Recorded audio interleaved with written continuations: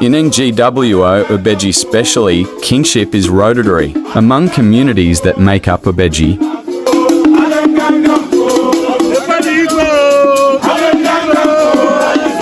an appointed king usually rules until he joins his ancestors.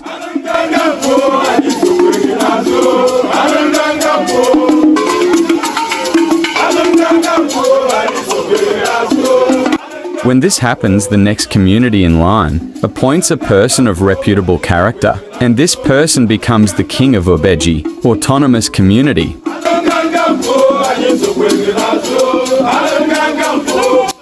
At the present time, Awani community is next in line to present a king for the Uboji, autonomous community, and they have unanimously appointed Ozeto Isaac Ozugu to bear that mantle of leadership.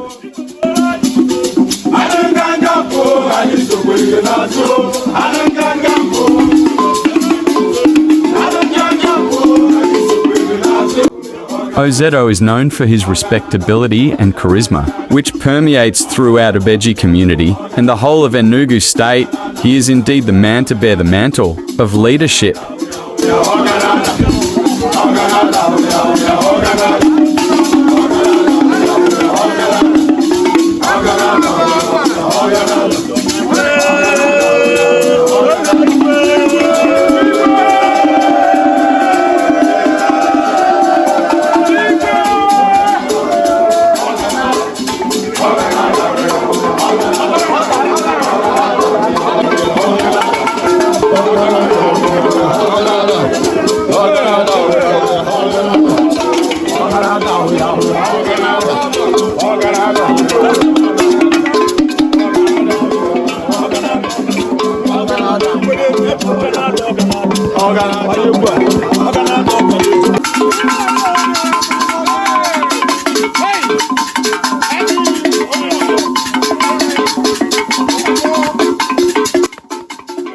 Joy and excitement pervades the air as people dance to the tunes of the Ojin cultural aesthetics.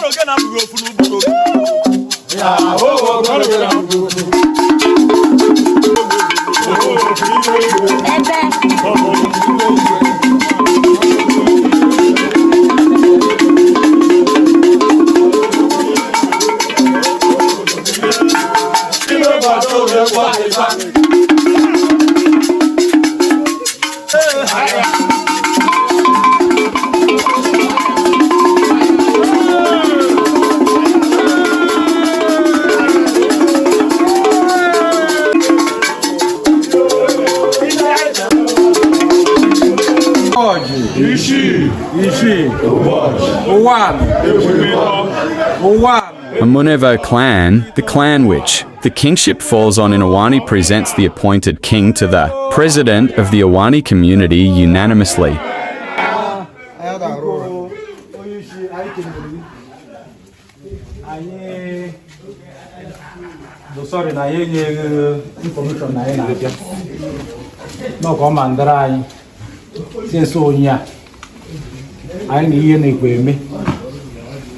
Maka Uboji jirani mana ai ka na-eme ka aka mara eme ada nwe ike nke atụfu ịkọtọkara ya okwu na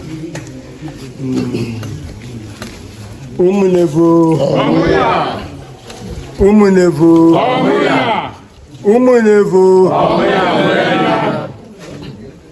President General of one of the division and province Nigeria of Limited. Oji jiri anyị ka anyị bịara ịkarịrị na anyị eme ihe jiri anyị mee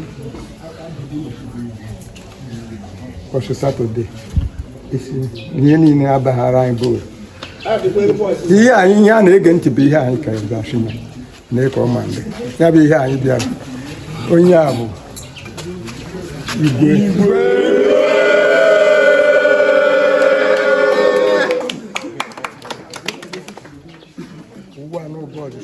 ndị ụmụnnevo bụ ndụ ọ bụ dia tọọ represent Igwe Uboji of this present award. So onye anyị wetere to be our Igwe, General Igwe Uboji. Ya bịa hịsịrị anyị bịa gịsịrị dịka ime nsị anyị mekwe anyị bịa gịsịrị ya bụ anyị bịara ịgịsịrị kịta ụmụnnevu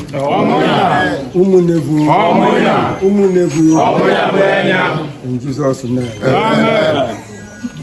Mr. President, to broadcast it more is that this Solemn Assembly which do consolidation and consultation with the three people. Okay.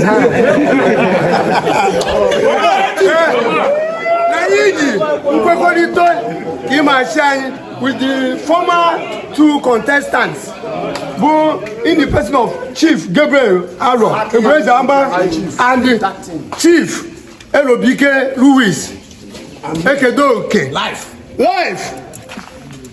in a peaceful way and unanimously Umunevo has approved the Igwe to also Azik Ozugu aka Bokerene Emene and this one of one Uboji. So Nyabi Aisha and Jagwa. Thank you. And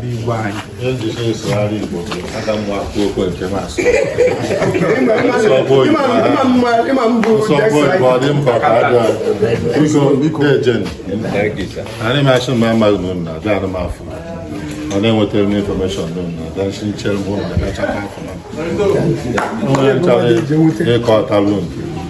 and when you hear politics in our day, I've always said it to Mabugonia. Now, can't dig in with equity and fairness. I am our own part. No, Uboji need to know Uboji by after. Yeah, matter how it will play out.